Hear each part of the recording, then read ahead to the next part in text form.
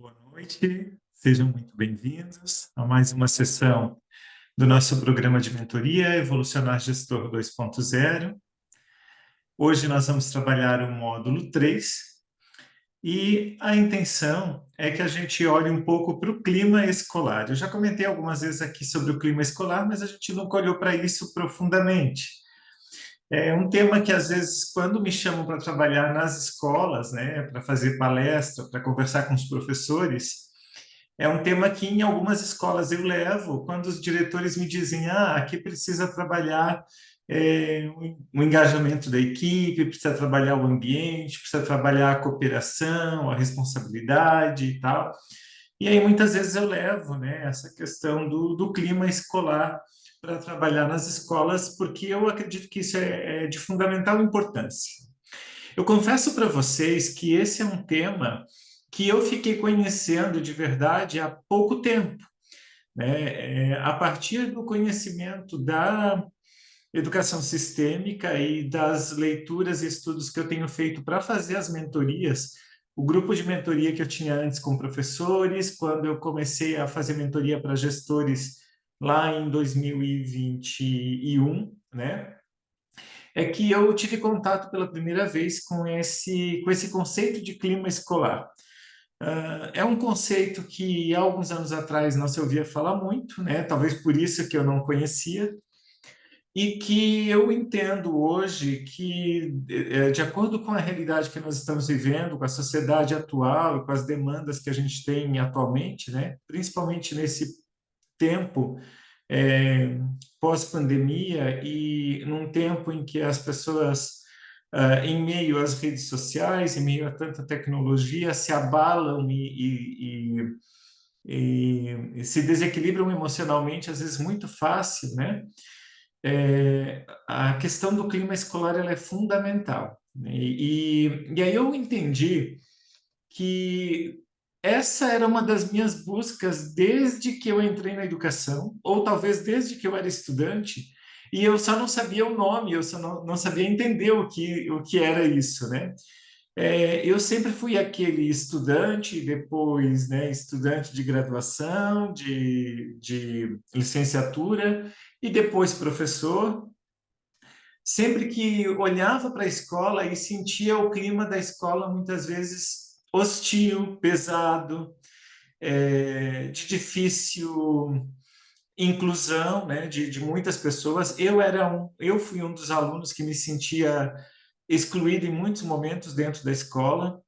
E como professor, eu sempre observei assim como a escola às vezes tinha um clima, um ambiente pesado, muitas vezes no pátio, na sala dos professores, na relação entre as pessoas, na forma como os professores se relacionavam com os alunos entre si, a equipe de gestão às vezes com os professores, né, ou com os próprios alunos, ou com as famílias. E depois, mais tarde, eu fui entender que tudo isso é clima escolar, né? Então, perdão. Vamos ao conteúdo de hoje. Então, o tema, né, é como ter um clima escolar agradável.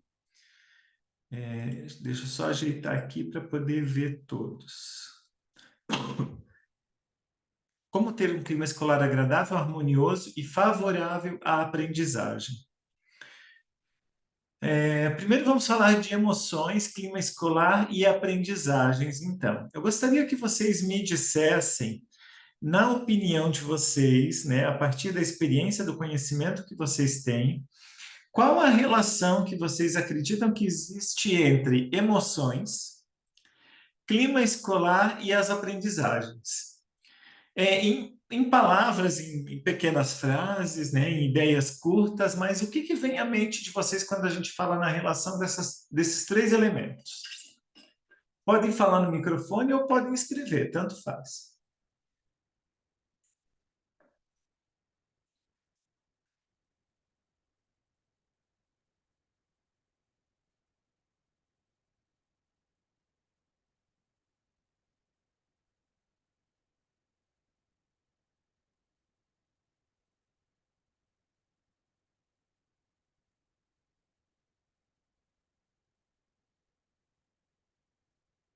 Estou aguardando as respostas.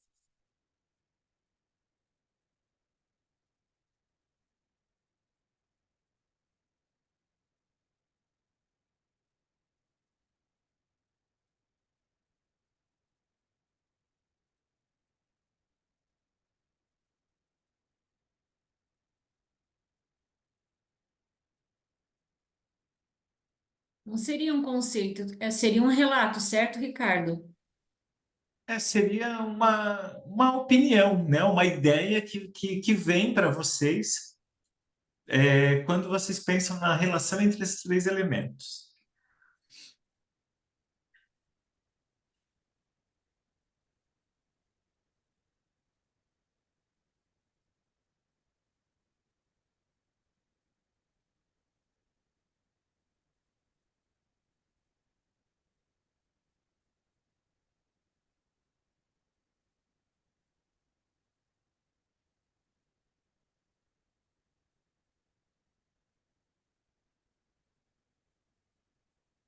Vou tentar aqui juntar, né? Eu acho que cada dia na escola me daria uma resposta diferente, só para entender como isso aqui é Complexo. complexo, né? Então, eu me sinto, por exemplo, como se eu não pudesse demonstrar as minhas emoções, porque as pessoas que estão ao meu redor, elas precisam que eu mantenha um controle que no momento elas podem estar precisando.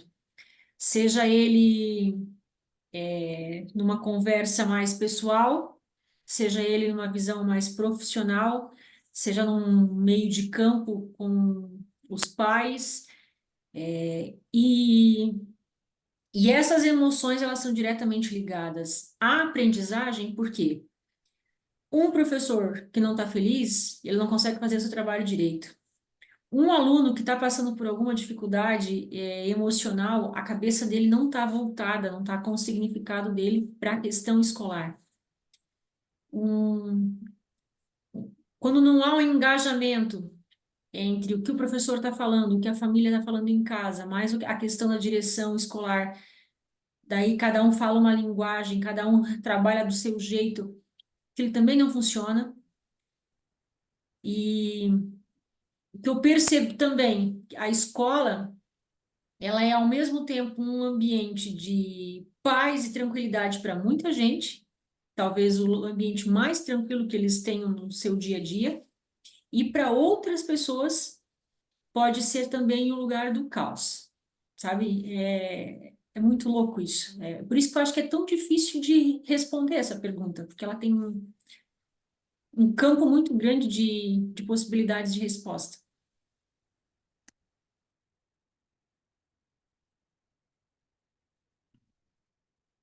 Deixa eu ver aqui. Alguém escreveu, a Maria de Lourdes. Esses três elementos precisam estar em harmonia para que o resultado esperado seja positivo e agradável. Em harmonia, né, as emoções, o clima escolar e as aprendizagens. Ok. Eu gosto muito dessa palavra harmonia, inclusive é uma das minhas buscas, né?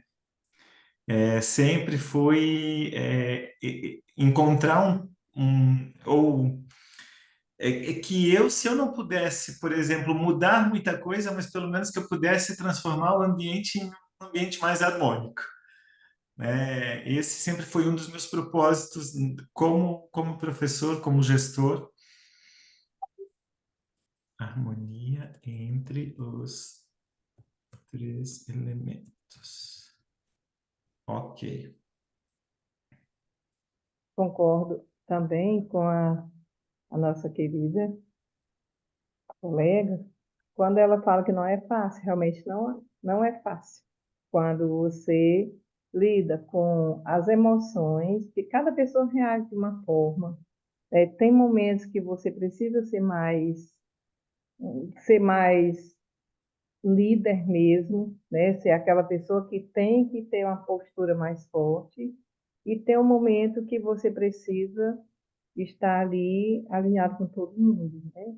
Então, para você fazer esse jogo de cintura, precisa ter muita habilidade, precisa ter muita sabedoria para manter esse clima agradável, essa harmonia, para obter esses resultados que a gente tanto espera, que é a aprendizagem dos nossos alunos, né? E uma boa convivência com todos. Certo. Então, quem está à frente da gestão, né, normalmente sabe que o clima escolar, ele pesa muito nos ombros de quem está na gestão, né? Então, o gestor, ele precisa, mais do que qualquer outra pessoa, ter um jogo de cintura e equilíbrio para lidar com as questões do clima escolar, né? Porque se não tem, se quem está à frente da liderança, da gestão da escola, não consegue ter um ponto de equilíbrio, não consegue ter jogo de cintura para lidar com as diferentes personalidades, com os conflitos, com momentos desafiadores, né? Como esperar que as outras pessoas vão conseguir lidar com isso? E é claro que, por outro lado, aí vai em cima dos ombros do gestor, né? Então, um peso maior. E aí a gente também tem que tomar cuidado com esse peso, porque de repente a gente acha que tudo o que acontece depende de nós, né? Quer dizer, que todo o clima da instituição e que tudo o que acontece depende do gestor, e não é bem por aí também, né? Mas são elementos bem coerentes que vocês falam, e eu gostei do que você comentou, Carla, de que isso altera a resposta e conforme a escola, conforme a pessoa, a perspectiva, né? Porque realmente, ó, como você falou, se para alguns alunos, às vezes a escola e a sala de aula é um momento mais de paz e tranquilidade, porque ele vive no meio do caos, ou da violência, da dificuldade, do conflito, ou até os próprios conflitos internos, e na escola ele encontra talvez as amizades, um apoio, um ombro amigo, né? Alguém que o escute, que o apoie, ou até uma forma de descarregar certas tensões, por exemplo, nas atividades físicas, na brincadeira. Para outros, né, a escola é o caos, né? Não se adequar, não se sentir aceito, não conseguir interagir, não conseguir se concentrar, se sentir perdido, excluído, né? Então vai depender muito da situação de cada um, realmente. Mas tudo isso faz parte dessa ideia geral de clima escolar, tá? Todo essa gama de ideias, de pensamentos que a gente está trazendo aqui, tudo isso faz parte. E o que tem a ver com as aprendizagens, né? Tem tudo a ver com as aprendizagens. A Carla falou, né? Que o aluno que está bem, ele aprende mais fácil, né? Agora imagina o aluno que está vivendo conflitos internos ou dificuldades internas, né? E que ele chega num ambiente em que ele não se sente adequado, que ele não é acolhido ou que ele não está bem, né? Como ele se conecta com os colegas, com o professor, com o conhecimento, com a atividade? É bem difícil. É bem difícil.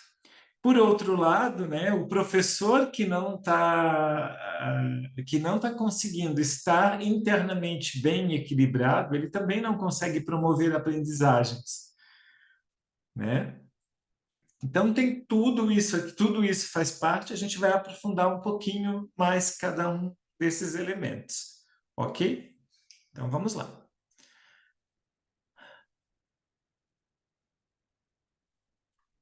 Deixa eu ver aqui, se eu mudar o slide, o que vai acontecer? Se a minha anotação ela vai ficar ali. Eu nunca anotei por cima do slide. Ah, tá. Eu tenho que parar o slide. Não, parar a anotação. Agora muda, não. Hum. Calma que eu vou dar um jeito. As ferramentas, né? Aqui anota, aqui para de anotar. E a anotação fica ali. Agora, como que eu apago a minha anotação, né? Deixa eu parar de compartilhar e voltar, ver se ela apaga. Faz um Ctrl V, Deu Ctrl certo. Z, Ctrl Z. Eu deveria. Não, agora eu não tirei um print da tela e não perdi as nossas anotações, mas tudo bem. Eu vou ler para vocês agora, eu gostaria que vocês acompanhassem a leitura de uma crônica chamada O Hino Nacional, que é uma crônica que está nesse livro. Eu já comentei desse livro para vocês, não sei se alguns de vocês já baixaram. Eu até já postei, eu acho, lá no grupo, em um determinado momento, o link para vocês baixarem o livro, ou o próprio livro em PDF, eu não lembro. Esse livro está disponível na internet gratuitamente porque ele foi feito e ele foi entregue. Todas as escolas públicas do país ganharam uma cópia desse livro há uns, eu acho que foi em 2013, né? No ano que foi, ou um ano depois. Mas é claro que nas escolas as coisas desaparecem às vezes, então talvez vocês não encontrem na escola de vocês, né? Mas todas as escolas receberam uma cópia desse livro. Então vamos lá para a crônica, tá? Deixa eu compartilhar ela aqui com vocês, se quiserem acompanhar comigo ou simplesmente ouvir. Espera aí. Aqui está ela. Deixa eu aumentar um pouquinho o zoom. O hino nacional. Então, essa é uma crônica de Lúcia Carvalho. O pátio era pequenino e torto. E pior ainda, era coberto. Sei lá de quem foi a ideia de cobrir o pátio, pois ficava tudo escuro mesmo durante o dia. Nos dias de chuva, aquilo era insuportável. O telhado era de telhas de fibrocimento e a água batendo nele fazia o maior barulho. Era impossível conversar, ouvir ou entender qualquer coisa. Os professores imploravam: silêncio, pessoal. Mas a escola era pequena e, se não ficássemos ali no recreio, acho que não caberíamos em nenhum outro lugar. Essa foi a escola estadual, não, essa foi a escola onde estudei, perdão, e fiz o curso primário. E o principal problema dela era o pátio. Não, não posso chamar aquilo de pátio. Passávamos o recreio num lugar mínimo, entrecortado e apertado. E éramos muitos alunos, muitos. Aquele piso já tinha sido de cimento um dia, ótimo para bater bola, mas resolveram melhorar, entre aspas. Foi quando apareceu, depois de uma reforma durante as férias, um piso cerâmico, moderno e liso de tudo. Bastava alguém derrubar um pingo de suco ou entrar no sapato molhado que, pimba, levava o maior tombo.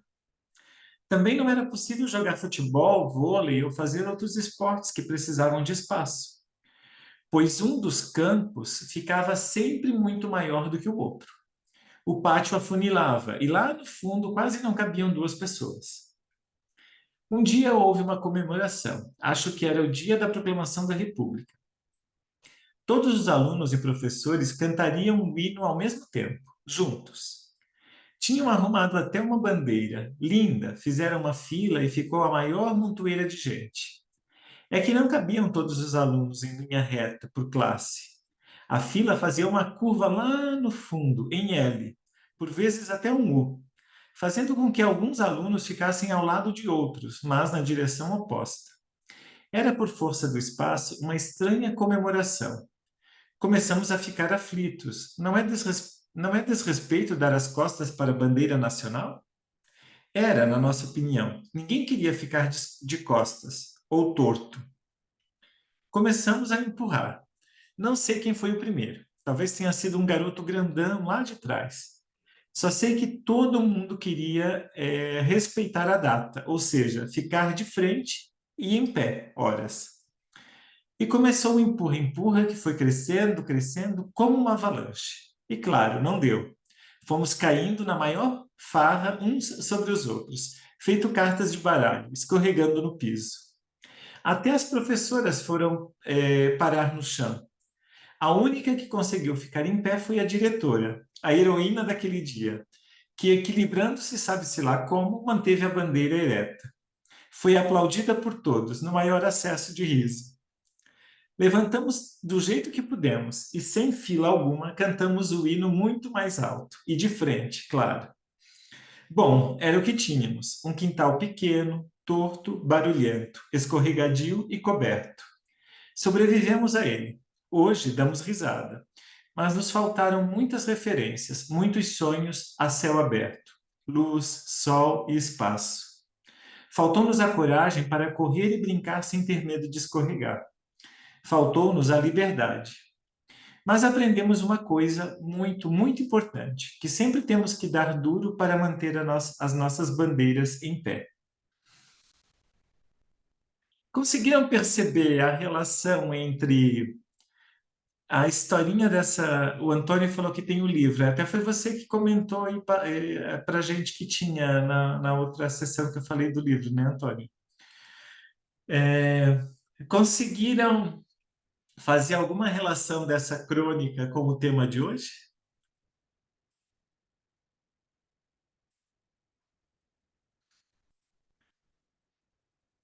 Uma das coisas que eu refleti quando eu li a crônica, né, foi o quanto o espaço da escola muitas vezes ajuda a melhorar ou piorar o clima escolar.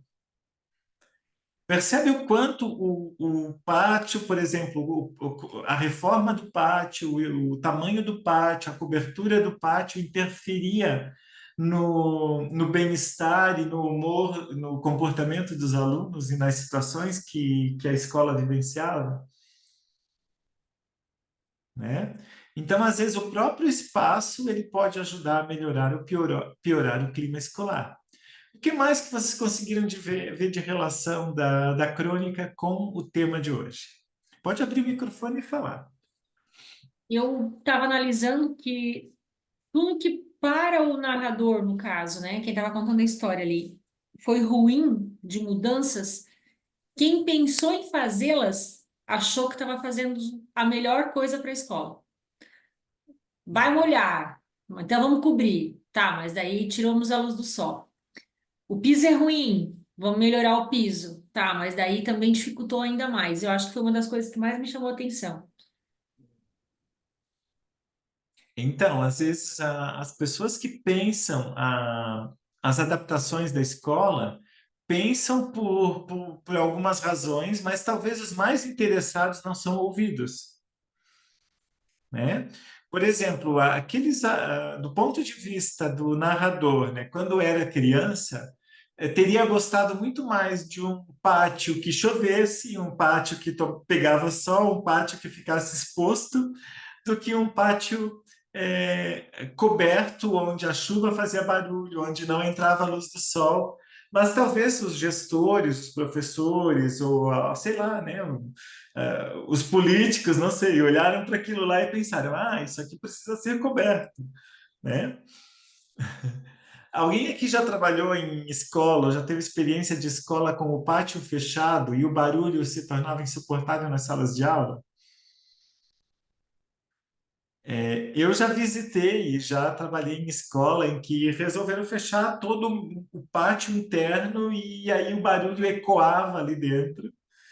E realmente, assim, para todo mundo é bem desagradável, né? Então, às vezes se faz algo para melhorar, mas para algumas pessoas, as pessoas sentem que piorou, né?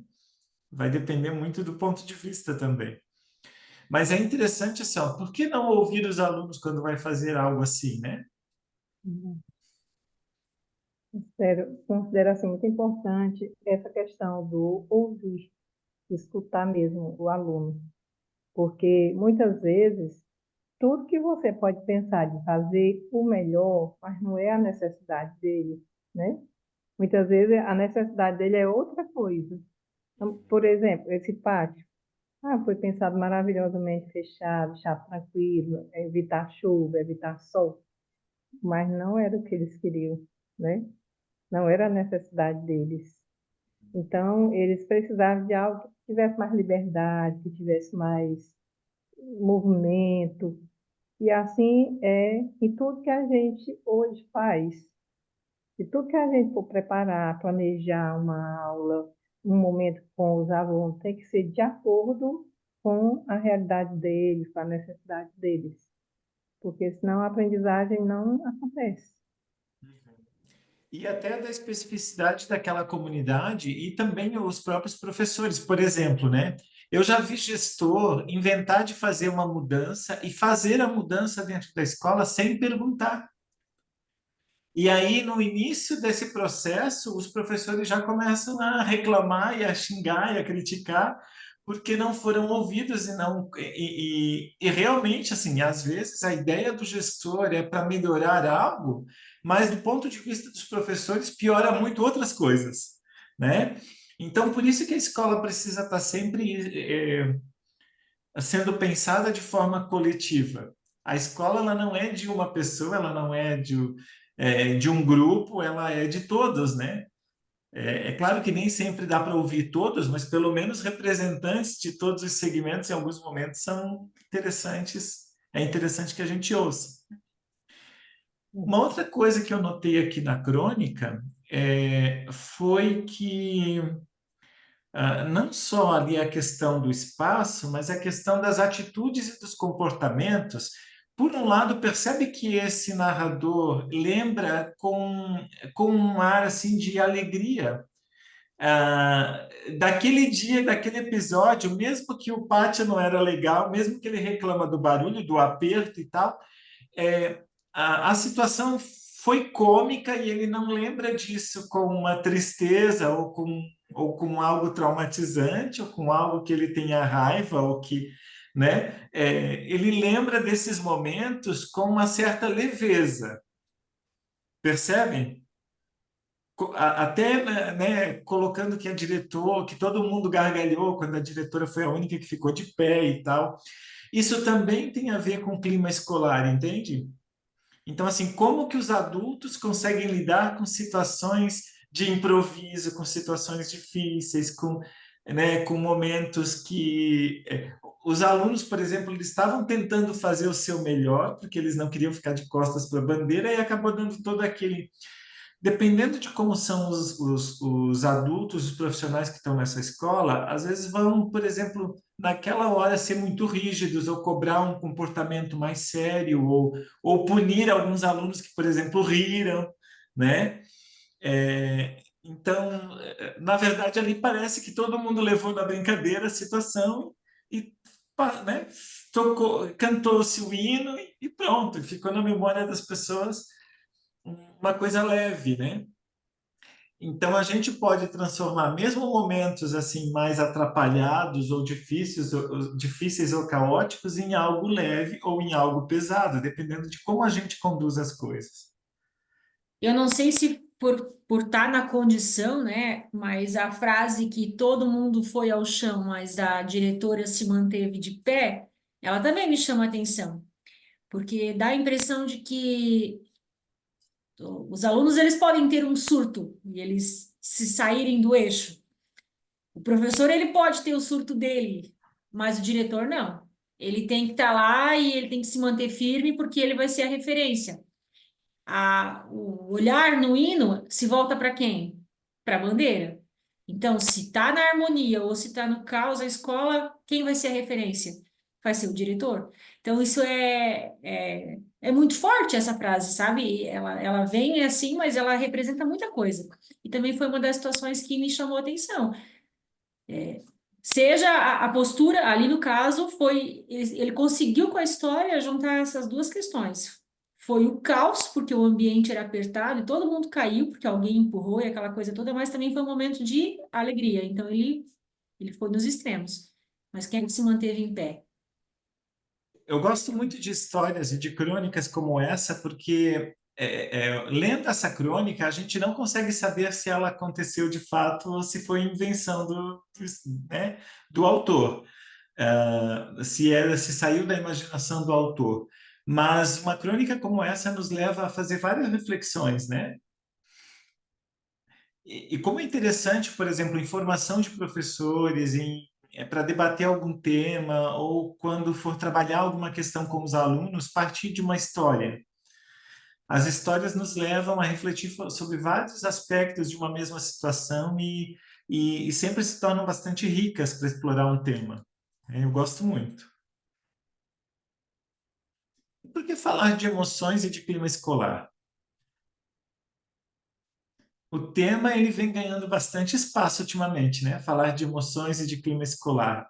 Tanto que clima escolar, como eu falei, era um tema que não se ouvia há alguns anos atrás, né? A gente não estudou clima escolar na faculdade, né? Não estudou, pelo menos eu na minha época, isso não apareceu em matéria, em disciplina nenhuma. E as emoções a gente estudava, eu estudei numa disciplina de psicologia da educação, que foi curtíssima. O professor era muito bom, mas a gente queria entender mais, aprender mais, mas foi pouco, né? Antigamente, buscavam-se didáticas para que os alunos aprendessem, fixassem o conteúdo. Então, o foco era sempre buscar didáticas para ensinar os alunos. Hoje, nós sabemos que a didática não é o suficiente. Um professor pode ter conhecer várias metodologias, né? Ele conhecer várias técnicas, e ele pode, por exemplo, dominar teorias sobre o ensino e aprendizagem, mas isso a gente sabe hoje que não é o suficiente. As emoções são parte de qualquer aprendizagem. As dos docentes e as dos estudantes, como a Carla falou lá no início, né? E o que é clima escolar, então? As últimas pesquisas do Laboratório Latino-Americano de Avaliação da Qualidade Educativa identificou que há um fator que sempre está presente nas escolas onde os estudantes aprendem mais. Então, pesquisando diferentes escolas de vários lugares, né, de vários países da América Latina, e identificando onde estão os alunos que aprendem mais e por que eles e quais as características dessas escolas onde os alunos aprendem mais, né? O que sempre está presente? Qual é o fator? O clima percebido pelos próprios estudantes e o clima que sentem todos aqueles que estão vinculados à escola. Normalmente, o que se percebe é que nas escolas que funcionam melhor e que os alunos aprendem mais, existe um clima diferente em toda a comunidade escolar. Um entrosamento diferente, uma comunicação diferente, um bem-estar diferente, um sentimento de pertencimento, de envolvimento, de fazer parte, né, de se sentir responsável, de querer colaborar. Normalmente, escolas onde tem melhores resultados têm essa característica. O clima, ele é algo emocional e cognitivo. Então, quando a gente falar aqui de clima escolar, a gente vai pensar em dois lados do clima escolar. O lado do emocional, que é mais o corpo, e o lado do cognitivo, que é mais a mente. Certo? O clima, ele é bom quando sentimos que nos respeitam profundamente. Quando nos respeitam em nossas diferenças, quando sentimos que no ambiente há solidariedade e apoio. Então, nessas condições, a gente pode dizer é um bom clima escolar. E aqui nós estamos falando do emocional e não do cognitivo. Tá? Quando um aluno, ou quando um professor, ou quando um gestor vai para essa escola e lá ele se sente bem, é um indicativo de que o clima é bom.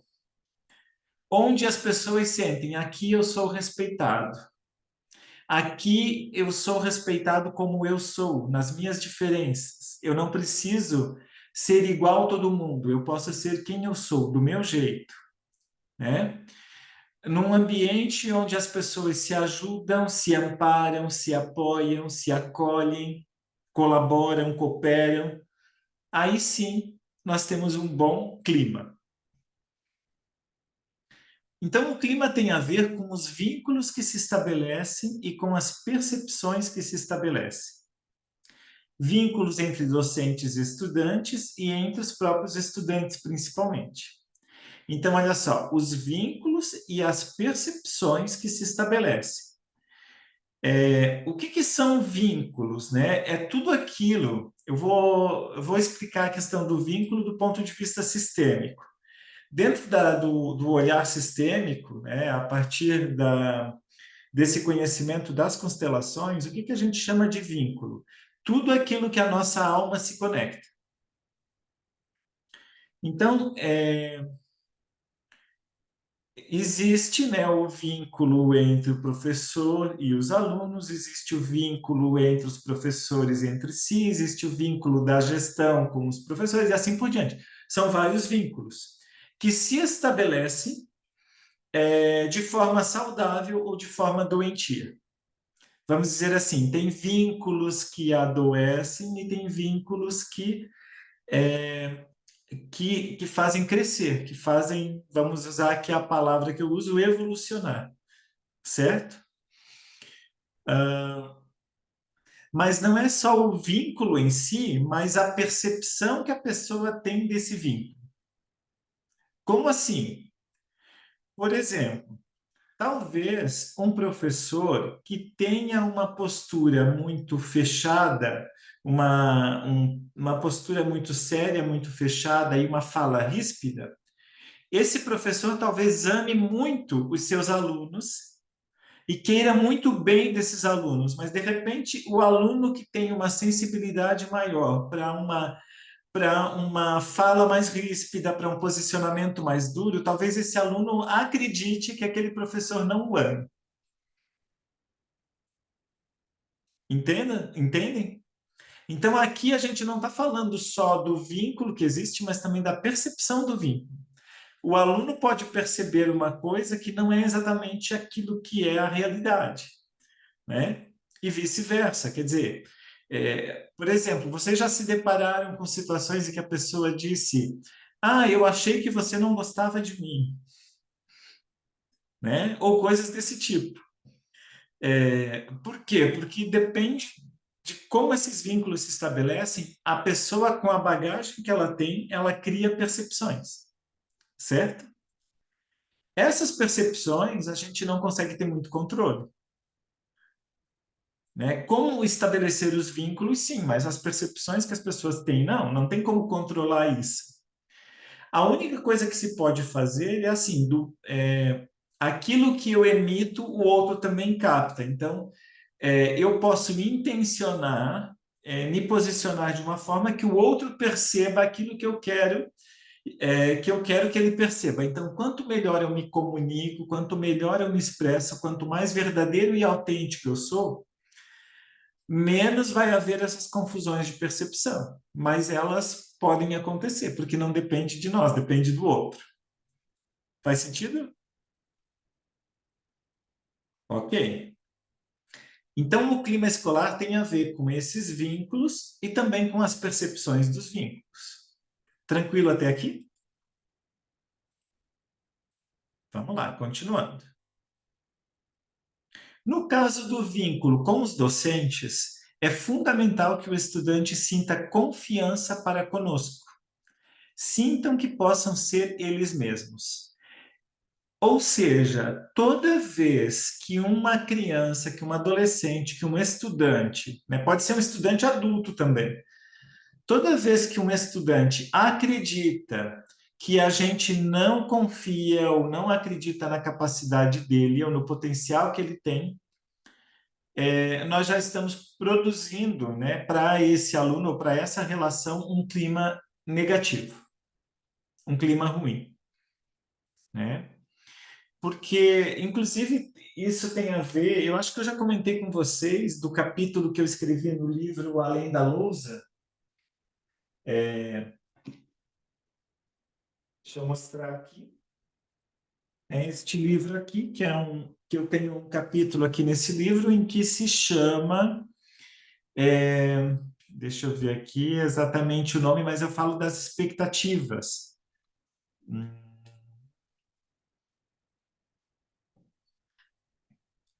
Espera aí. Então, o título é Seus alunos correspondem às suas expectativas? E nesse capítulo eu trabalho como a expectativa do professor afeta o comportamento e os resultados dos alunos, né? Então, se o docente, por exemplo, dentro dele, né, ele tem um sentimento de que ele não acredita no potencial do aluno, o aluno vai captar isso, mesmo que não seja dito. Se for dito, pior ainda. Por exemplo, se o professor em algum momento manifesta que aquele aluno não é capaz de fazer alguma coisa, ou que ele nunca dá conta de fazer algo, ou que ele não vai conseguir fazer algo, né? Qual é a leitura que o aluno faz? Ele não acredita em mim. A partir do momento que o aluno percebe que o professor não acredita nele, é esse o vínculo que se estabelece. Conseguem perceber? Então, assim, ou o aluno vai fazer de tudo para poder ser notado e para mostrar que ele dá conta e que ele faz, mas esse é uma porcentagem talvez pequena das pessoas que têm esse comportamento, quer dizer, de raiva eu vou mostrar que eu consigo, né? Mas a maioria acaba assumindo aquilo que o professor colocou como uma, né? Eu vou vestir então esse personagem que o professor está me dando.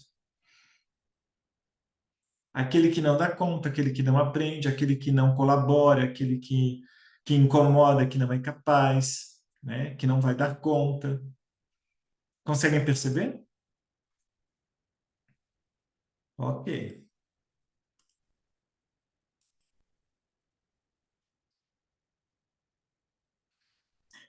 Então, repetindo, né? No caso do vínculo com os docentes, é fundamental que o estudante sinta confiança para conosco, sintam que possam ser eles mesmos. Por quê?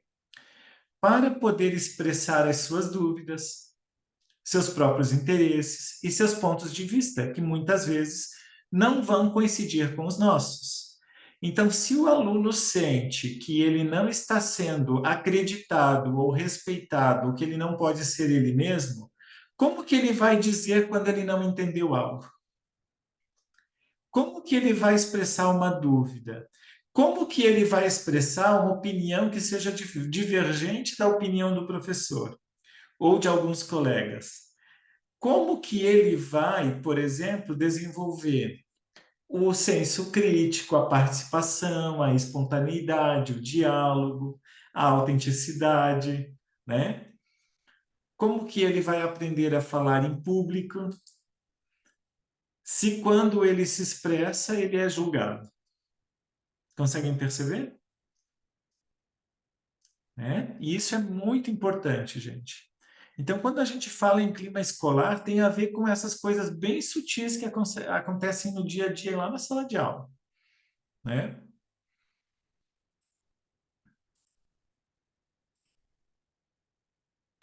Se não gerarmos um clima adequado de confiança, isso nunca vai acontecer.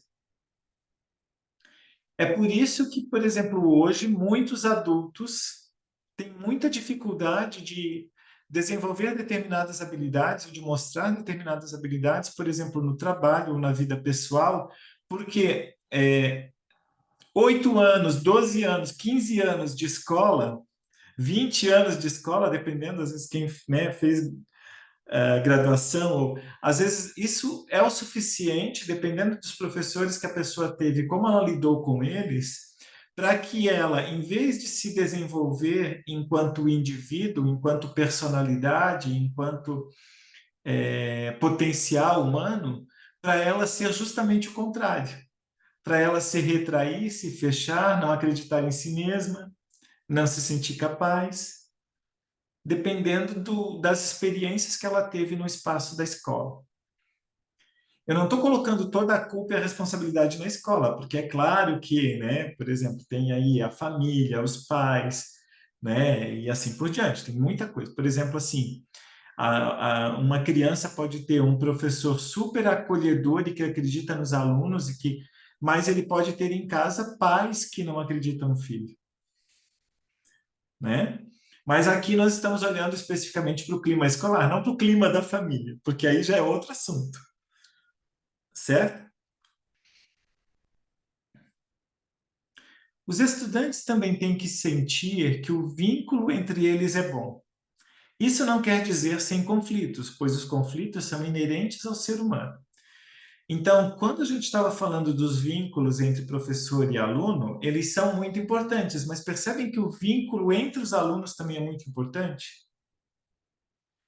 Toda vez que um aluno percebe que o vínculo que ele tem com seus colegas é um vínculo de dor, de sofrimento, de dificuldade, de exclusão, de não pertencimento, de rejeição, de violência, né? O clima torna-se pesado para ele. E toda vez que ele sente que com os colegas ele tem companheirismo, amizade, respeito, compreensão, participação, colaboração, né? O clima é positivo, é bom, né? Então, o que que os adultos e profissionais da escola têm a ver com isso? Se a gente está falando do vínculo entre os alunos. Ora, nós, como adultos, podemos interferir, né, e mediar esses vínculos e esses conflitos. Então, por exemplo, né, a Maria de Lourdes outro dia me contou um episódio. Foi você, Maria de Lourdes, de briga de dois alunos? Duas alunas, não foi você? Não, quem foi? Não lembro se foi. Ah, acho que foi a Mariane, então. Foi a Mariane. Estávamos eu e ela foi semana passada, eu acho. Que ela teve na escola dela uma dificuldade ali com uma briga, né? E aí, assim, ó, não tem como ficar de fora de um conflito como esse. Mas mesmo os conflitos menores que acontecem lá na sala de aula, né? O professor ele pode contribuir para a mediação desses conflitos e para ensinar como lidar com eles. Ah, então para uma escola ter um bom clima escolar, os alunos não podem se desentender, brigar ou ter conflitos ou divergir em opiniões? Não é isso, é muito pelo contrário. Onde tem seres humanos vai ter conflito. E isso é normal, né? É normal entre grupos sociais, entre seres humanos, ter conflitos. Porque é nos conflitos que as pessoas crescem, nas divergências, nas trocas. Só que quando os conflitos eles vão se agravando e não são mediados da forma adequada, eles vão piorando e eles podem levar, por exemplo, a consequências que são consequências que levam, por exemplo, à violência ou à exclusão, né? Ou ao trauma, por exemplo. Vamos imaginar assim, uma criança que sofre bullying dos colegas, né? Ela com certeza vai viver uma experiência de trauma. E se esse trauma ficar se repetindo, pior ainda.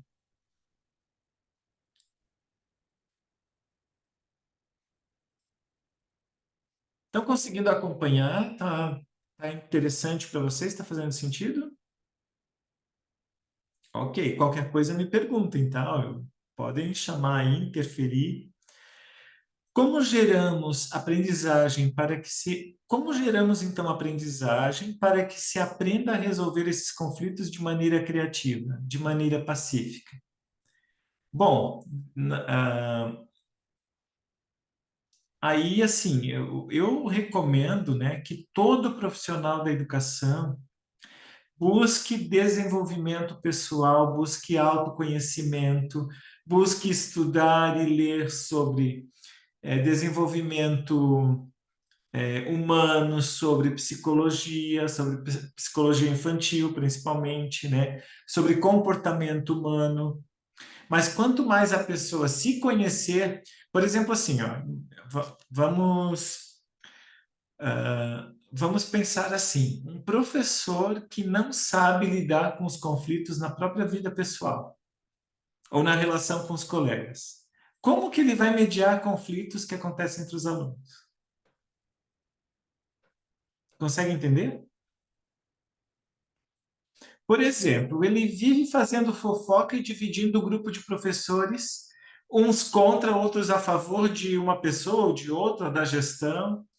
Como que esse profissional ele vai conseguir mediar conflitos numa sala de aula que está se dividindo, que está se separando em grupos de facções inimigas, vamos dizer assim? Se o professor não tem o conhecimento e a experiência para ele não vai conseguir levar isso para os alunos. Então, essa questão, né, da inteligência socioemocional que tanto se fala hoje começa pelo professor. E não é discurso, por exemplo, não é falar ou dar uma palestra para os alunos de inteligência socioemocional ou falar sobre isso com eles. mas é viver a inteligência socioemocional no dia a dia, né? Como estilo de vida, como comportamento. O clima tem a ver com uma série de percepções, como nos sentimos e como vemos o outro. Ok?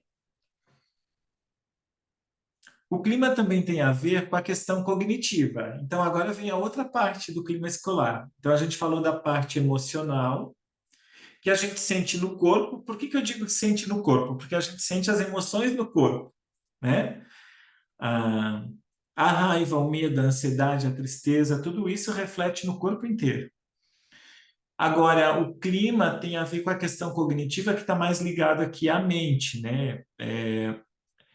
E à aprendizagem, vamos dizer assim. Nos sentimos motivados para que haja um clima cognitivo suficientemente importante e desafiador.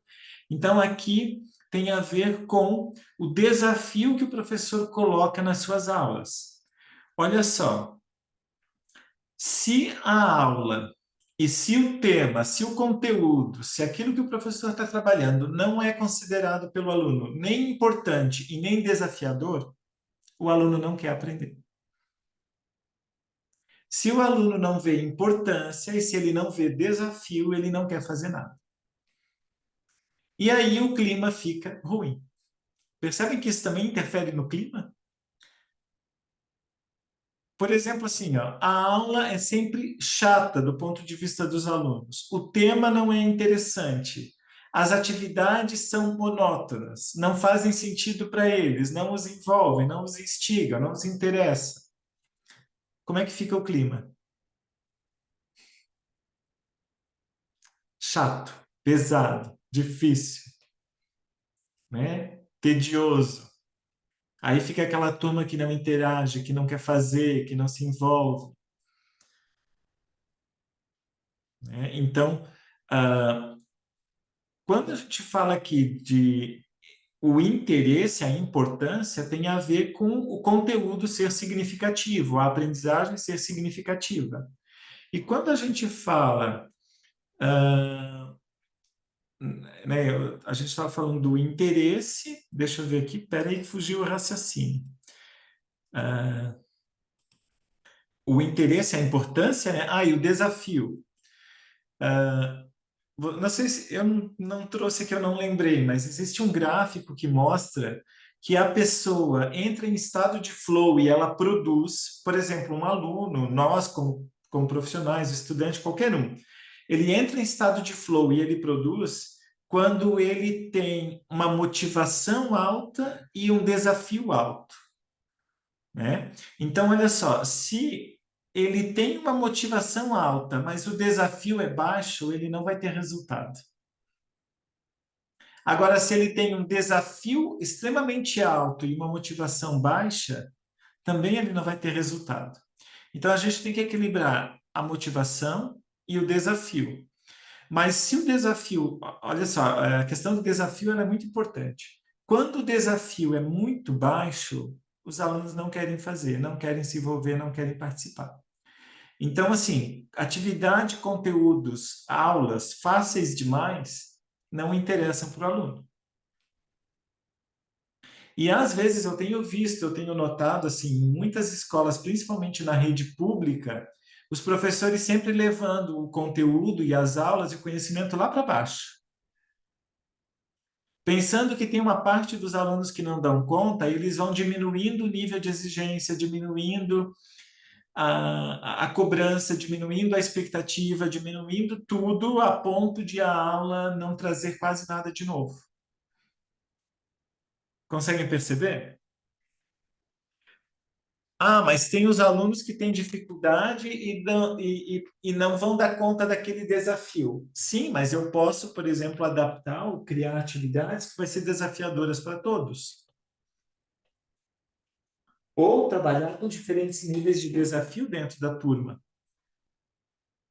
O que eu não posso é querer que uma aula que não tenha desafio seja estimulante para os alunos, seja interessante e que eles se envolvam, que eles queiram fazer. E vocês percebem que os alunos produzem mais para os professores que desafiam mais? Sempre, né? Aquele professor que cobra bem pouquinho, os alunos entregam bem pouquinho. E tem uma Aquele diferença, que... né? Oi? Desculpa, Ricardo. E tem uma diferença bem grande, né? Eles até podem dizer que é o chato. Eles até podem dizer que aquele é o que mais. Ah, eles se preocupam mais, mas é aquele que eles vão aprender. O professor que é muito tranquilo, que deixa eles fazer o que eles querem, é o professor amigo deles. Mas eles saem falando e reclamando que aquele não é o bom professor. Queria comentar um negócio que a gente. Lembrem dos professores em que vocês pensam assim, naquelas aulas eu de fato aprendia. Quais que eram? A gente fez um negócio essa semana aqui na escola que eles estão sendo desafiados. Eu coloquei nos grupos dos pais e na sala de aula agora a gente deixou uma carteira lá na frente no quadro e os alunos quando entram eles têm que deixar o telefone lá. Eles estão descobrindo que os colegas deles têm voz e aí a conversa é um desafio, tá? E aí teve uma menina que ela disse que ela não ia entregar, que ela ia colocar o telefone dentro da mochila dela e ela não ia colocar o telefone lá na frente. Daí ela não quis obedecer o professor e tal. E aí eu fui conversar com ela, né? E aí eu disse para ela, então tá, então amanhã o seu telefone vai ficar em casa, ele não vai vir para a escola, já que você não consegue se desligar dele em nenhum ponto. Hoje ela chegou na escola, daí ela foi conversar com a colega e eu vi que ela estava com o telefone. Daí eu chamei ela e disse, por que que nós combinamos ontem? Daí ela disse, o meu telefone vai ficar na frente hoje. Então, assim, eu achei interessante que ela testou o professor de sala, mas ao mesmo tempo ela sabia que ela tinha que fazer alguma coisa. Ela ia ter que acabar entrando no ritmo com a turma toda. E eu achei que isso ia acontecer em todas as turmas e principalmente com os maiores. E o que os nossos alunos estavam precisando aqui na escola? De regras. Daí eles brincaram ainda, eles disseram que estava parecendo uma prisão essa escola, que não podia mais nem pegar no telefone. E aí a assessora respondeu: que nada, na prisão está muito melhor. Lá eles têm livre acesso ao celular. E, e a gente está restringindo o acesso para eles. Então, assim, eles foram desafiados e eles estão percebendo que eles podem conversar, ou que eles têm vida além daquela vida do telefone. E ler, eles não liam mais, eles não escreviam mais, nada, nada. Eles são obrigados a retomar algumas coisas, gente. Nós estamos perdendo a essência do que é criativo, do que é nosso humano. A gente está muito conectado a essa situação. E aí tem professor que acha que é normal. E eu achei que os pais iam reclamar mais, tá? Os pais não dão mais conta. Eles estão por favor, escola, faz alguma coisa. Daí eu fui lá no recadinho e disse assim: você, pai, já para cutucar, né? Que ainda tem autonomia sobre o seu filho, deixa o telefone em casa. Ele não precisa na escola. A gente tem a sala de informática, a gente tem os tablets, a gente se vira aqui. Ele não precisa trazer se acontecer alguma coisa, a escola entra em contato e tal e tal. Teve os menores, os pais deixaram, tá? Telefone em casa, mas os alunos estavam. Mas, sim, são medidas que é desafiador para nós e para eles, mas eu quero ver o resultado lá em sala de aula. Vamos ver como é que vai ser daqui a algum tempo, se isso vai funcionar ou não. Vai contando para nós a experiência, tá? Porque essas experiências de lidar com o celular, elas são novas nas escolas. Então, é interessante para a gente saber o que acontece, né, em cada experiência dessa. Os estudantes têm que ter duas coisas claras, que é útil o que eles estão aprendendo e que é útil a forma como estão aprendendo. Ou seja, não é só o conteúdo, mas a metodologia. Eles precisam perceber que aquela atividade que eles estão fazendo faz algum sentido, né? Por exemplo, eles estão aprendendo a produzir um tipo de gênero textual, certo? Esse é o conteúdo. Mas como eles estão aprendendo? Né, como fazer esse texto, onde ele vai ser publicado, para quem ele vai ser direcionado, qual o sentido desse texto? Se essa forma de fazer o texto trouxer algum significado para eles, eles vão valorizar. Se não, não. Aí vocês vão me dizer assim, né? mas tem muitos conteúdos escolares e tem muitas atividades que eles não conseguem entender o porquê. Muitas vezes não é o aluno que não consegue entender o porquê e que aquilo não faz sentido para o aluno, porque realmente ele não vai usar aquilo, ou aquilo não tem nada a ver com a vida dele. Não é isso. Muitas vezes é o próprio professor que não parou para pensar ou que não sabe por que está fazendo aquela atividade ou para que serve aquele conteúdo. Porque todos os conteúdos escolares e todas as atividades têm que ter uma finalidade. E o aluno tem condições de compreender, se você souber explicar. Mas se nem você sabe, né, se está só repetindo algo porque viu alguém fazer, ou porque os seus professores faziam assim, ou porque está no livro didático, aí não tem como, né? Pátio e quadra, espaço de convivência. Então, nós vamos voltar agora lá para aquele livro do espaço escolar, né, o que revela o espaço escolar. Tem um outro trecho que eu gostaria de compartilhar com vocês esta noite, que é sobre clima escolar, que fala dos espaços de convivência. Então, durante o intervalo entre as aulas, os alunos aprendem a tomar decisões importantes para o relacionamento social. É nesse período de 15 ou 30 minutos que eles aprendem mais sobre as relações em grupo, decidem com quem conversar, de quem se aproximar, onde brincar e jogar. Percebe que aqui, ó, quando a gente fala 15 a 30 minutos, intervalo, troca de aula, isso vale também para a escola em que eles chegam mais cedo, ficam antes da aula esperando a aula começar, né? Ou qualquer outro momento que os alunos têm livre ou ocioso dentro da escola. Eles aprendem a ceder lugar ao outro, a esperar a vez de falar na roda de amigos, a pedir e dar licença e se desculpar. Assim, o intervalo apresenta um amplo campo de oportunidades para o desenvolvimento de valores e atitudes. A ideia é que o pátio e as quadras sejam, portanto, um cenário do qual crianças e jovens explorem diferentes atividades, interagindo e aprendendo uns com os outros. Então, percebe que o pátio e a quadra, os espaços abertos, eles têm uma importância grande no clima escolar também? A convivência entre os alunos durante esse tempo livre é um bom termômetro do clima escolar. Então, por exemplo, você chega num recreio, você chega num pátio, você olha para aqueles alunos, você já consegue perceber o clima daquela escola.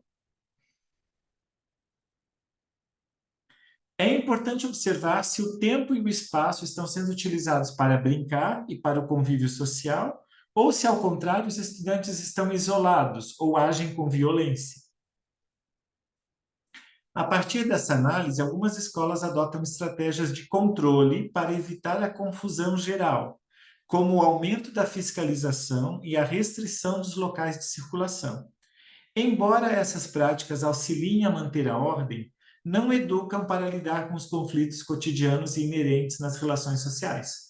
Ou seja, só proibir algumas coisas ou impedir de ir em alguns espaços não traz o aprendizado que eles precisam, porque eles vão precisar sempre de um vigia controlando, né? De alguém ali policiando.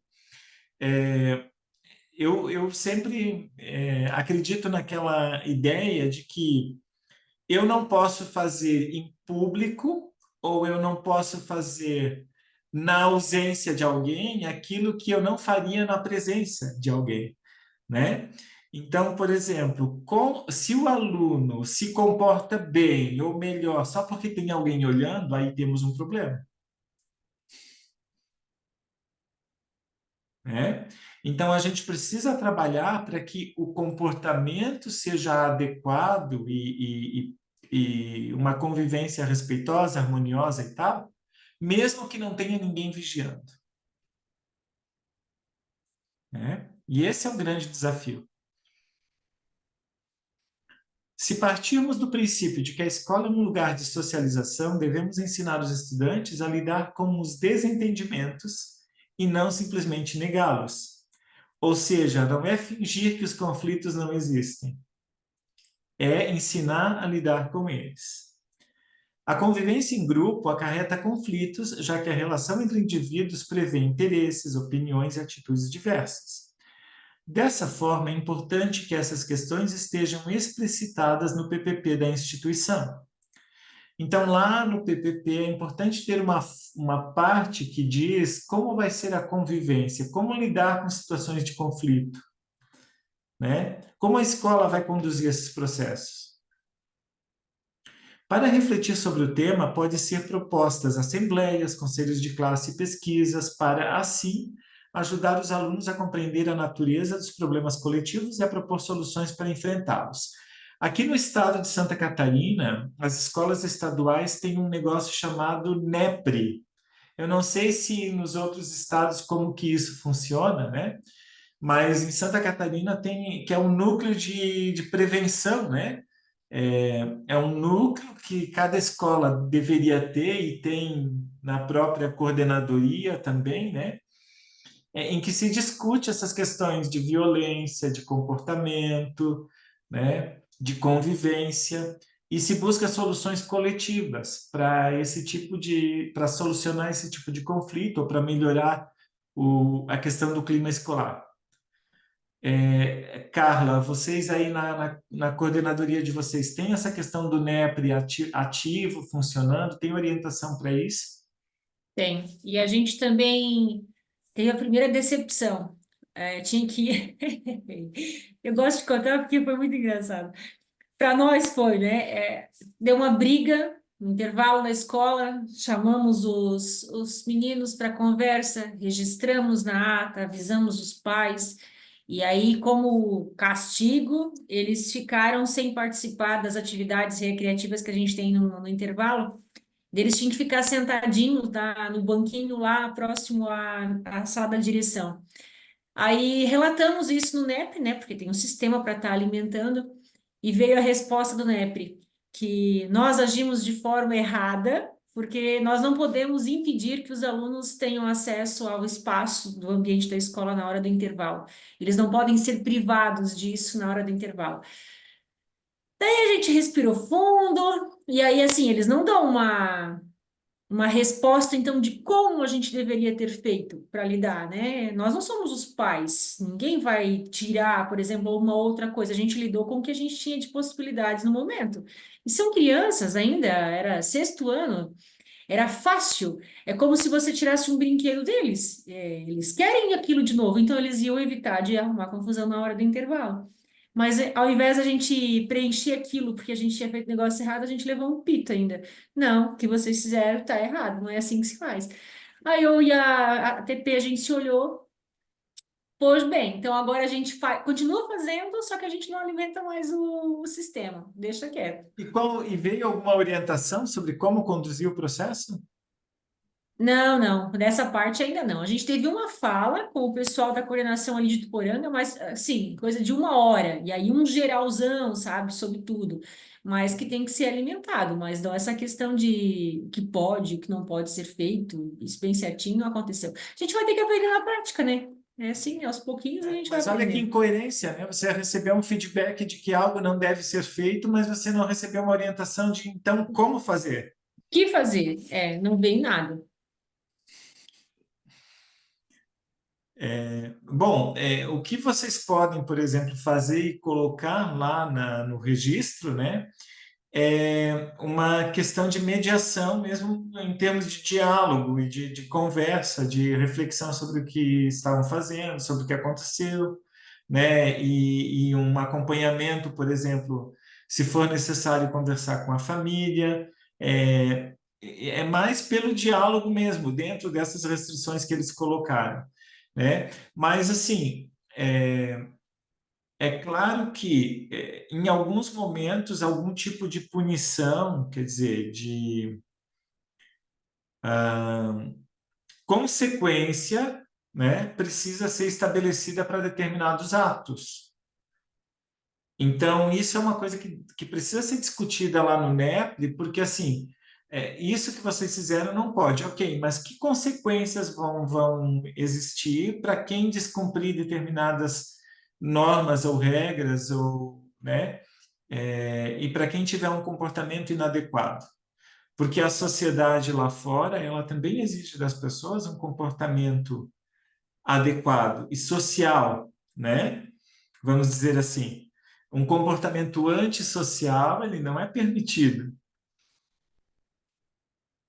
Por exemplo, se você leva uma conduta complicada nos relacionamentos para o ambiente de trabalho quando adulto, o que vai acontecer? Né? Vai arrumar conflito, vai é, ser punido, às vezes, talvez vai ser demitido, né? Talvez vai ser aquela pessoa que só arruma confusão no trabalho, que depois não consegue arrumar trabalho porque fica com uma fama ruim, por exemplo, né? E na vida mesmo, né? Por exemplo, quando a pessoa for participar de associações, de grupos, de clubes, como que ela vai lidar com regras, com normas, com a convivência pacífica, né? Então, o que fazer, né? Isso é uma coisa que precisa ser discutido. E assim, ó, eu sugiro, Carla, que vocês levem, por exemplo, assim, esse tipo de situação também para o grupo de professores. Por exemplo, assim, ó, quando tiver uma parada, uma formação, alguma coisa, trabalhar, tirar um tempinho para discutir esse tipo de tema para pensar soluções conjuntas. Que talvez no grupo saiam alternativas que a gente sozinho não consegue pensar.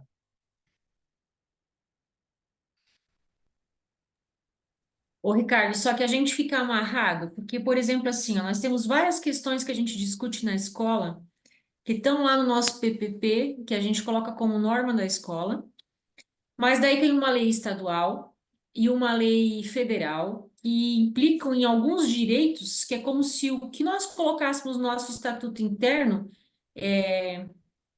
olha, eu me frustrei ao ponto de dizer que aquilo ali não serve para nada. Tem cento e poucas páginas aquele negócio para vir qualquer outra situação e dizer que não, o que vocês estão falando. Para que a gente tem as nossas regras internas, sabe?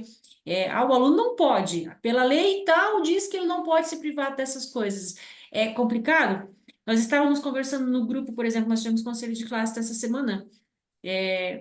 Essa questão de punir. O que seria o punir? A nossa legislação, quando a gente vai fazer uma falta, as famílias aqui têm muito hábito de sair para viajar e não dão satisfação das viagens, mas tinha uma avaliação naquele dia para fazer, né? Aí nós temos a recuperação paralela, obrigatória por lei. A gente entrou em discussão. Nós temos o nosso PPP que vai fazer, tem direito à justificativa, né, legal, com o atestado médico. Ou às vezes estava doente, os pais não levaram ao hospital, mas foi avisado, realmente, tá, não estava bem, tal, tal, vai fazer a recuperação, a avaliação.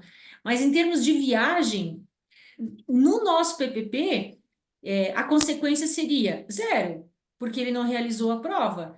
Só que daí a lei, a maior, diz que qualquer avaliação que seja feita, a nível até, inclusive, se o aluno for vir a ser reprovado, ele vai entrar na justiça e se você não ofereceu a recuperação paralela para ele, você ainda vai pagar as consequências, entendeu? E isso criou uma loucura dentro do grupo, porque a gente fica frustrado. É o nosso trabalho, e o quanto a gente é bobo às vezes, né? Tu quer levar tudo bem à risca, mas parece que nessa questão da legalidade, a gente está aquém. A gente tem que. A lei quer realmente que não existam punições, que as Carla, pessoas mas sejam assim, ó, criadas dessa a forma. escola também a escola também pode enfrentar algumas situações. Por exemplo, não é porque existem órgãos maiores que vão contestar que a escola tem que ceder em tudo. Por exemplo, assim, ó, se a legislação diz que, olha só, o aluno tem direito à recuperação paralela e a escola tem que proporcionar, tem que ofertar, mas ele não foi para a aula sem justificativa, entendeu? A escola proporcionou e ofertou, ele teve a oportunidade. Né? Por exemplo, as escolas da rede privada normalmente lidam com isso como? Não veio, não tem justificativa, vai ter que, num outro turno, vai ter que pagar para fazer essa avaliação ou vai ficar sem. Quer dizer, não se fica correndo atrás do aluno que não cumpriu a sua parte. Quer dizer, teve o dia, a data estava marcada, tinha a recuperação, foi oferecido, a escola cumpriu o que tem que cumprir. Se o aluno Então, não foi, ele que não foi. é a questão dos direitos, né, dos deveres, cumprir com seus deveres para adquirir seus direitos, né? Exatamente. Então, se a gente só olhar ao lado dos direitos, a escola não consegue trabalhar. Foi o que nós discutimos no conselho de classe. Inclusive, eu liguei para o gerente da educação, porque estava um impasse, né? E aí eu disse: eu quero uma questão de legalidade mesmo, o que que a gente pode ou não fazer. Daí, assim, a resposta dele foi a seguinte: vocês, enquanto escola, vocês podem manter as regras que vocês têm, porém, vocês têm que ficar ciente que se esse aluno vier a reprovar e ele entrar na justiça, que não foi oferecido para ele uma recuperação paralela, ele vai ganhar a causa e ele vai passar de ano. Essa foi a resposta que nos deram. Mas assim, ó, tem que pensar também qual é o lado da escola, né? E vamos olhar bem para a situação. Quais são, por exemplo, assim, ó, eu fui diretor 3 anos, assessor de direção 3 anos, nunca nenhum aluno, e quanto professor, todos os outros, dos outros 26 anos de escola estadual, nenhum aluno nunca recorreu. Ô, Entendeu? Ricardo, mas nós já tivemos uma menina, na época da pandemia, ela reprovou, ela entrou na justiça, daí ela estava no segundo ano do ensino médio. Isso lá em agosto, a causa dela foi dada como ganha e ela foi levada para o terceiro ano. Ela frequentou 3 meses do terceiro ano e aí os professores disseram assim, vai. E ela se formou. Nós tivemos essa experiência já. E porque teve as disciplinas que ela veio a reprovar, o professor não tinha aberto recuperação paralela em todas as provas. Mas olha só, Carla, é, o professor não ofereceu em algumas provas, mas se a escola ofereceu, é diferente. A questão é a aula da semana passada. É bom vocês assistirem, tá? Assiste a aula da semana passada. Acho que só a Mariane estava presente, que eu falei sobre a questão do registro e da documentação. Uma escola com a documentação bem feita e com os registros, ela garante a defesa. Por exemplo, assim, ó, se o professor não ofereceu e isso não está registrado, realmente o aluno vai recorrer e pode ganhar. Entende? Então, a gente também precisa peitar algumas coisas, não é simplesmente ceder. Eu faço parte do Conselho Municipal do meu município. Tenho visto vários casos em que os pais recorrem. Ô, Antônio, e quando os pais recorrem, qual o desfecho normalmente? Vamos lá. Porque, sim, é um direito dos pais recorrerem quando a escola não está cumprindo com as suas obrigações também, né? E tá certo? O Antônio acabou de sair, mas ele colocou que tem visto que os pais recorrem. Mas pensando do ponto de vista dos pais e das famílias, está certo eles recorrerem quando percebem que tem algo de errado, né? Mas a escola precisa estar bem segura e ter os registros, os argumentos para se defender. Então, é claro, por exemplo, assim, ó, eu mesmo, quando eu falei dos 3 anos que eu estive como diretor, né? Eu Foi, muitas vezes tive que chamar professor que não fazia recuperação paralela. E tinha foi. um que insistia em dizer que não iria fazer. E assim tinha que mostrar a lei, tinha que explicar, e exigir, e quase que semanalmente chamar ele e dizer assim: olha, a gente está acompanhando e ainda não está acontecendo. Até que a pessoa passou a fazer, levou alguns meses de insistência. E aí, assim, um aluno desse reprova e recorre, tem toda a razão, Foi, porque o professor não fez a parte dele, foi. né? E pode ser Tá o me pior ouvindo? aluno, entende? Mas não importa. Se o professor não fez a parte dele, não fez. Como é que ele vai cobrar do aluno? Muitas vezes é no pátio, nas quadras, que se percebe a atuação de um líder ou um isolamento de um aluno. Então, é necessário estar atento a essas relações, o que ajuda a equipe escolar a entender os problemas que surgem no grupo.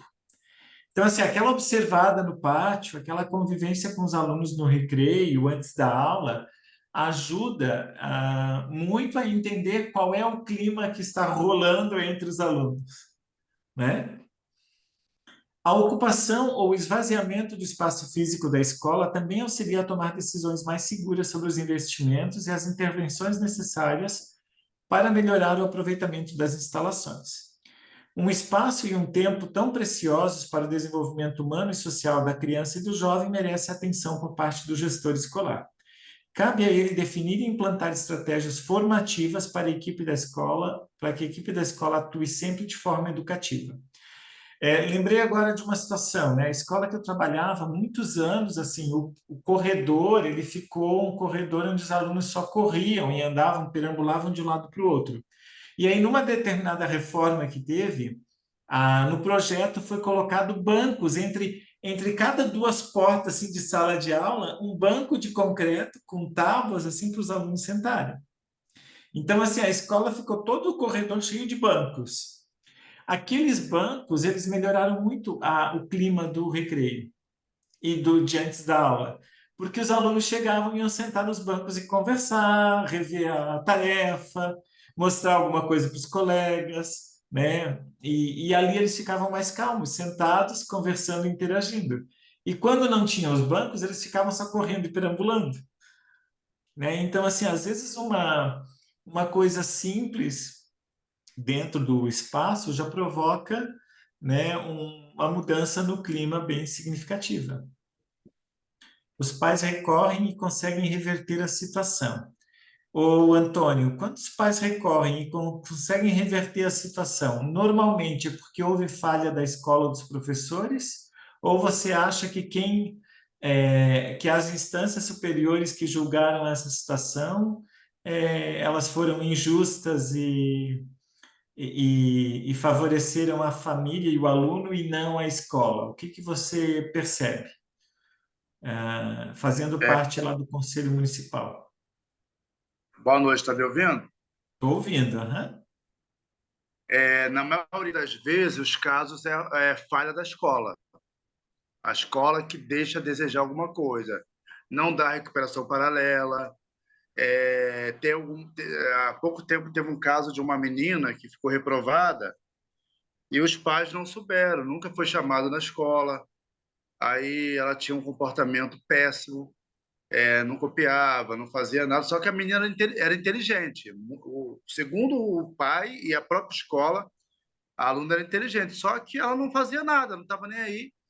E em nenhum momento os pais tomaram ciência disso. Aí a justificativa da escola é porque eles estavam sem orientador educacional. Mas se não tem orientador educacional, a escola pode fazer isso, entendeu? Então o pai recorreu e a garota foi aprovada. Em outros casos também foi a questão de não dar recuperação paralela, é, deixar de fazer avaliação e, no caso, a escola não deu avaliação para o aluno e o pai recorreu e foi aprovado pelo conselho. Eu estou no conselho escolar desde 2022. Eu tenho visto vários casos aqui na minha cidade. Na minha escola nunca aconteceu, não. Mas em escolas vizinhas aqui tem acontecido. Certo. Obrigado, Antônio. Então, percebem De que nada. normalmente, assim, o que eu tenho conhecimento também de casos em que recorreu e a escola perdeu, é por falha da escola. É, Mas a tem um falha caso. não é só de registro de documentação, mas é também de atitudes, de ação. Só que assim, ó, ação sem documentação também dá problema. Por exemplo, os pais foram chamados, onde é que está o registro? Entendeu? A menina estava tendo problema, não estava fazendo atividade, não estava acompanhando e tal, tal. Os pais foram chamados. Quando? Onde é que está o registro? O que aconteceu? Entende? Se não tem o registro, a palavra não significa nada. né? Então, tem que tomar bastante cuidado com isso. Mas assistam a aula da semana passada, que eu trabalhei bem essa questão, assim, ó, essa questão da documentação e do burocrático, da importância, né, que às vezes a gente está na gestão, ou mesmo professor, né, a gente cria um ranço da burocracia, mas é a burocracia que sustenta a gente nessas situações depois. Ô, Ricardo, Oi. aqui na escola onde eu trabalho, cada turma tem um caderno de ocorrência. Tudo que acontece dentro de sala é registrado. Se o aluno não fez dever, se o aluno se recusou a fazer a avaliação, tudo é registrado. Aí depois a orientadora educacional, ela pega isso, ela tem um caderno que tem a ficha individual de cada aluno e ela vai passando aquilo tudo para aquela ficha. Quando o responsável é convocado à escola, ela passa isso tudo para o responsável e tem um caderno de livro de ata que ela registra a conversa com o responsável e ele assina. Então a gente faz isso todos os dias. O professor vai para a sala de aula, ele já leva o caderno de ocorrência. Qualquer eventualidade que acontecer na sala de aula já é registrado, entendeu? E depois que a gente fez isso, muita coisa aqui. Quando eu fui diretor, a gente implementou um sistema de ocorrência que foi a escola mesmo que pensou, o grupo pensou junto, né? A gente tinha bilhetinhos de ocorrência e cada professor ganhava fotocópias desse bilhetinho. Foi um sistema que a gente criou naquele momento, tá? Cada professor ganhava fotocópias desse bilhetinho que dizia assim, ocorrência, aí tinha lá, professor, disciplina, aluno, data. Então, toda vez que surgia uma situação fora do padrão ou né, que era inadequada dentro do esperado, das normas e tal, o professor registrava ali e pedia para o aluno a assinatura do aluno. E aí, quando o aluno se recusava a assinar, ele pedia, por exemplo, para o líder da turma ou para alguém assinar como testemunha, por exemplo, que houve aquela ocorrência, aquele registro. Mas, assim, normalmente os alunos assinavam. O aluno assinava a ocorrência, o professor assinava. No fim do dia, os professores entregavam na direção as ocorrências do dia. E aí, assim, ó, quando a gente chamava o pai para conversar por questões de atitudes, de comportamento, de aprendizagem, a gente ia lá na pasta e na pasta tinha todas as ocorrências do aluno. Né? Tinha 5 ocorrências, tinha 10 ocorrências e a gente lia, ó, dia tal, aconteceu tal coisa, dia tal, aconteceu tal coisa. E assim, isso ajudou muito a lidar com aquelas situações assim que tá todo mundo reclamando de um aluno, mas ninguém sabe exatamente o que está acontecendo e depois a gestão vai conversar com a família ou alguém chama a família para conversar e depois não é bem aquilo. Não, está registrado, então tem argumentos, né? Legal, Aqui, ô, Antônio. Ricardo, Oi? aqui na nossa escola, o aluno não assina, não. Antes da Certo. gente assinar, ele assinava, só que a gente foi orientado, acho que foi até para uma advogada, que o aluno menor de idade ele não pode assinar, porque pode dar problema para a escola. Então, a gente não. Só quem assina é o diretor, é o orientador, é o próprio professor, mas o aluno toma ciência, ele recebe aquela advertência verbal, é feito o registro e ele não assina.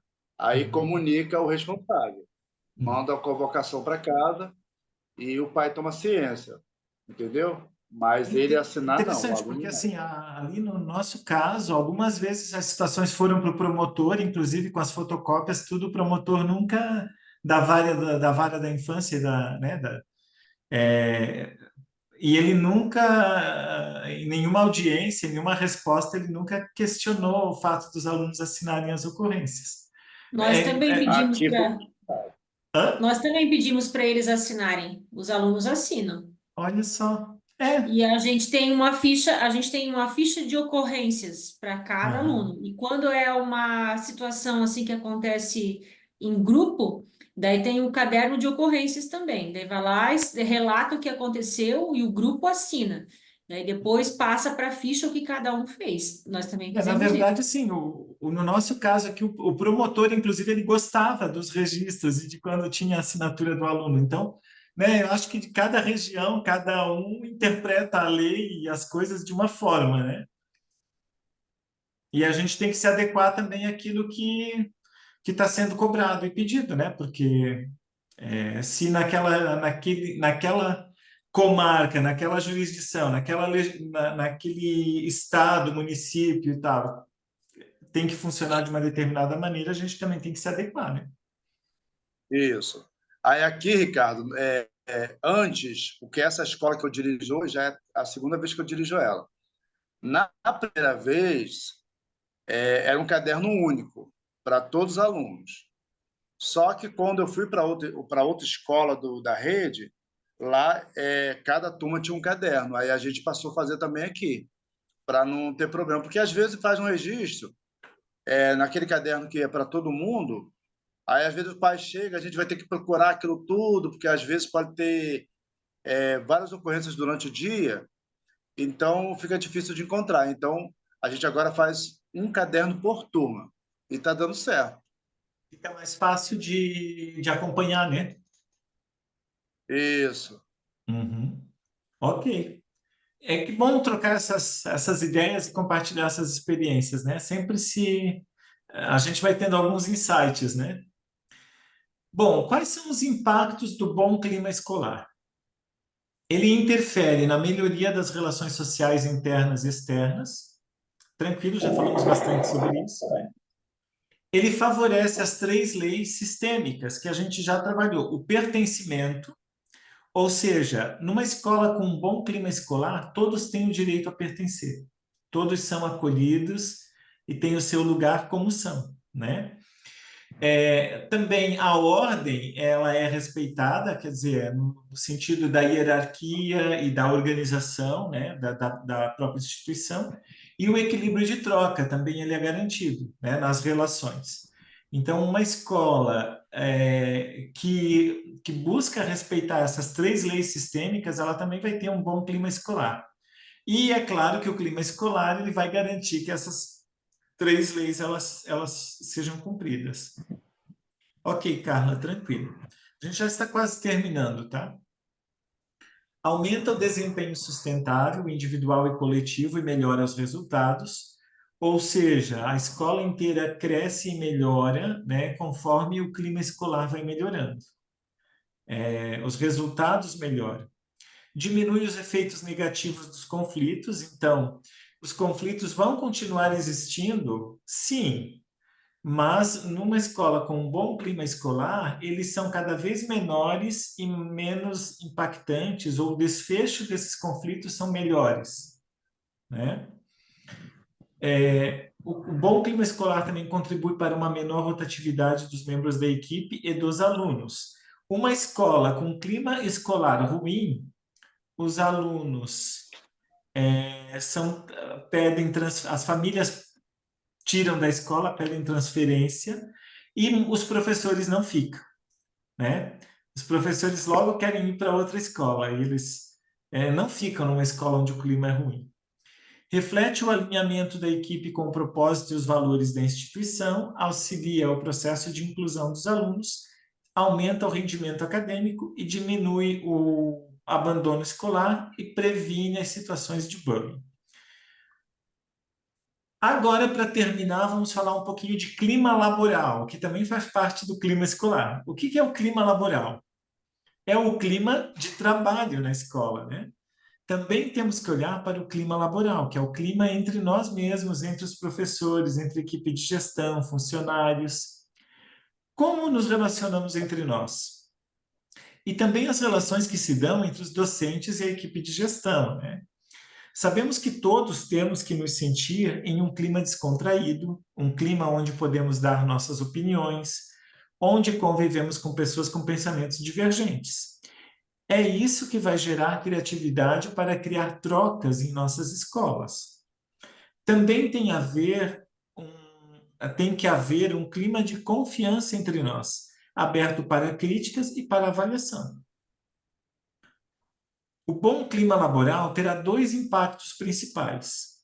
Será um bom modelo, porque os nossos estudantes estão nos vendo o tempo todo. Eles são como esponjas. Ou seja, E isso a sistêmica mostra muito, tá? Escola onde os professores não se entendem, os alunos não se entendem. Escola onde os professores fazem fofoca, os alunos fazem fofoca. Escola onde os professores criam nichos, grupinhos contra a direção, contra outro professor, um grupo contra o outro. Da mesma forma, os alunos vão fazer isso, vão se brigar e se repartir lá dentro da sala, vão ser uns contra os outros, vão ter rivalidade. Tem escolas, inclusive, né, tem situações em que professores que são contra a gestão se aliam a alunos contra a gestão para atrapalhar a gestão. Professores que são contra outros professores se aliam a alunos contra determinados professores ou contra grupos de alunos, né? E os próprios professores às vezes reforçam conflitos. Então, os alunos são como esponjas, eles refletem o comportamento dos professores e da equipe de gestão. Se percebem que não sabemos resolver os nossos conflitos, se não percebem que podemos nos comunicar de forma assertiva, como eles poderão desenvolver essas habilidades neles mesmos? Imagina, por exemplo, os alunos estão chegando na secretaria, na parte administrativa da escola, para conversar sobre uma questão, e eles veem, por exemplo, 2, 3 pessoas na equipe de gestão discutindo, brigando, falando palavras ofensivas, né? Se tratando com impaciência. Como que fica? Qual é a imagem que está se passando, né? Qual é o exemplo que está se dando? Mas se nós, docentes, entramos em acordo, podemos gerar ambientes que vão na mesma direção. Se desejamos que os estudantes se autorregulem, que conheçam suas emoções, todos juntos temos que apostar que os nossos estudantes identifiquem e reconheçam essas emoções, para poder trabalhar com elas. Então, lembrando, né, que essa questão da inteligência socioemocional começa nos professores. Por outro lado, também é importante gerenciarmos a disciplina da mesma maneira que todos apostemos em uma autonomia moral. Ou seja, a disciplina dentro da escola é responsabilidade da equipe de profissionais e não de um ou de pessoas isoladas. É um grupo, né, é um time, é uma equipe toda a favor da disciplina, se ajudando, se apoiando mutuamente, né? Não basta pensar somente no clima da sala de aula, mas de toda a instituição. Também é fundamental que os estudantes se sintam protegidos e acompanhados, sintam que estamos respondendo às suas necessidades. Então, por exemplo, quando um aluno é perseguido, ameaçado, agredido, é, menosprezado, inferiorizado, excluído, e a equipe percebe e não faz nada, o que os estudantes sentem? Que são desprotegidos, que não são acompanhados, que não são amparados, né? Que as suas necessidades não são atendidas. Então, é importante que cada um de nós busque criar uma sociedade onde todos nos sintamos confortáveis, possamos nos comunicar, ou seja, onde todos possamos ser mais felizes. Então, era esse o conteúdo de hoje, tá? Maria de Lourdes, que é a única que ficou, né? A gente se estendeu. Não, até que não foi tanto, 9h47, às vezes a gente passa de 2 horas, né? Sobre o conteúdo, sobre aquilo que a gente trabalhou, alguma pergunta? É o microfone, Maria de Lourdes. Foi assim, um conteúdo que é muito da nossa realidade, nosso convívio, né? Então não ficou dúvidas, ficou mais esclarecimento. Agregou muito, né, o valores ao meu conhecimento enquanto esse o clima escolar, porque disputa outras realidades, né? Disputa os colegas, e isso vai fazer com que a gente aumente, acrescente o repertório da gente, né? Foi muito bom, foi muito bem interessante. E, assim, vendo que esse clima escolar, ele tem que estar em perfeita harmonia, né? Como eu falei no início, ele tem que estar sempre bem entre todos, seja no segmento de alunos, seja no segmento de professores, auxiliares, gestão, tem que estar todo mundo ali alinhados, né? Para que o processo do ensino-aprendizagem flua com resultados, né? E assim a gente tem que trabalhar todos, né? Toda a comunidade escolar tem que estar alinhada nesse sentido. Haja conflitos ou não, a gente tem que se alinhar com esse objetivo, de fazer com que a aprendizagem do aluno seja a parte principal desse processo, né? Do nosso trabalho. Porque no final das contas, né, Maria de Lourdes, o que mais importa, tudo isso que a gente está trabalhando aqui, né, o que mais importa é o quê? É que o aluno aprenda e que ele se desenvolva. Então, no fim das contas, é assim, é pensar num clima escolar em que o aluno se sinta bem, em que ele possa se sentir acolhido, se sentir respeitado, onde ele tem espaço para se desenvolver, é claro, mas ao mesmo tempo, assim, em que ele também precisa ser corrigido em determinados momentos, né? Porque senão, assim, se cada um puder, aquilo que a gente estava discutindo se cada um fizer aquilo que pretende fazer e não houver nenhuma regra, não houver nenhum ordenamento, não houver nenhuma ah, condução em relação a isso, né? Aí o caos se estabelece. No meio do caos não vai ter um bom clima, Exato.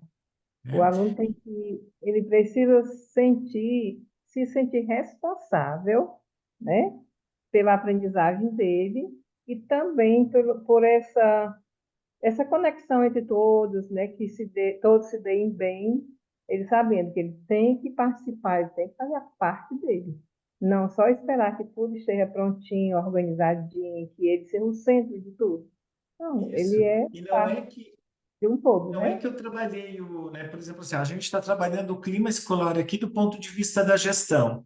E não é que é a gestão que é responsável inteiramente pelo clima escolar, mas a gestão precisa entender disso Exato. e trabalhar em favor disso. Mas é claro que quem é responsável pelo clima escolar? Cada um, inclusive os próprios alunos, né? E é isso que eles precisam entender, quer dizer, que quanto melhor o clima, melhor eles vão se sentir na escola, Exato. não E é com verdade? certeza o aprendizado se torna muito melhor, né? Exatamente. Eu vou agora encerrar, então, Maria de Luz, mas você pode ficar que você tem uma questão particular para falar comigo, né? Tá, Ok. Então é isso. Vou encerrar aqui a gravação. Uma boa noite a todos, né? E quem assistir depois aí, se ficar alguma dúvida, é só entrar em contato comigo. tudo bem.